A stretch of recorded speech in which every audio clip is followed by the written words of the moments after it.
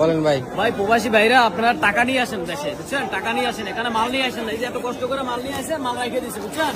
মাল নিয়ে আসেন না, এত কষ্ট টাকা দিয়ে মাল সব রেখে দিচ্ছে খুলে, বুঝছেন? আমি লাকিস পাইতেছি না, 2 ঘন্টা ধরে ঘুরতেছি। এই যে বড় ভাই কি হারাইছে, আপনি কি পান না? লাল ভাইরা ওই যে ভাই আমার দুইটার একটা ভাই না আমার লেগে কাইটা যা আসলো সামান ভিতরে ওদের সামান নিয়ে গেছে মনে করেন। এই যে এটা আমার নিজের টাকা, এটা আমার নিজের লাগেজ। আমার কাইটা সামানটা আমার নিয়ে গেছে গা।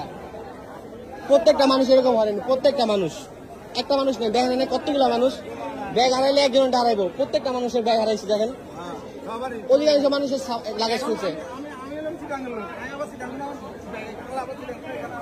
এই সম্ভব কোনোভাবে? এই বাংলাদেশ এয়ারপোর্টের এই অবস্থা। উন্নতি নাকি করছে সরকার, এই উন্নতি করছে এগুলা।